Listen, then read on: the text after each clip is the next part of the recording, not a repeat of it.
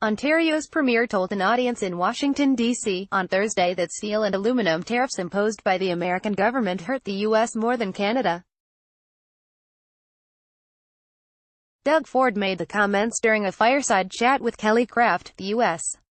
ambassador to Canada, at an event organized by the Canadian American Business Council. "To be very frank, it's hurting the U.S. more than it's even hurting Canada," he said. "For every job that they think they're creating with the tariffs, they're losing 16 jobs." U.S. President Donald Trump imposed a 25% tariff on Canadian and Mexican steel and 10% levy on aluminum last year, as negotiations for a new North American trade deal were underway. The American Commerce Secretary has said they were designed to address the world's overproduction and overcapacity of the metals.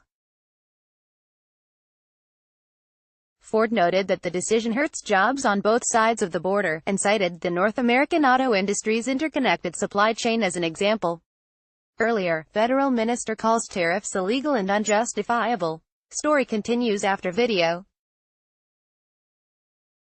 "When we ship a part, some parts go back and forth across the border 8 times, Ford said.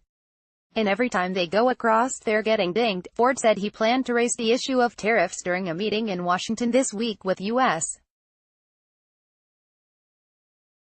Trade Representative Robert Lighthizer. "We're going to meet with the ambassador, and again, encourage him," he said.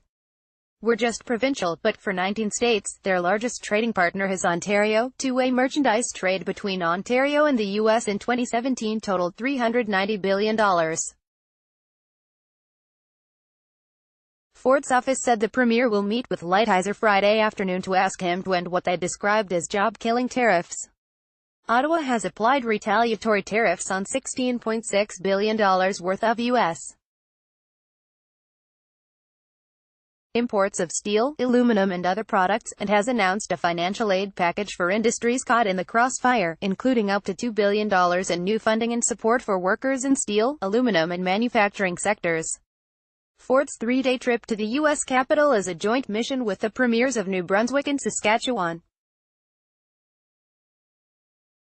New Brunswick Premier Blaine Higgs said he would be pushing for tariffs on softwood lumber produced in his province to be dropped. "The United States buys more of our goods than anyone else in the world.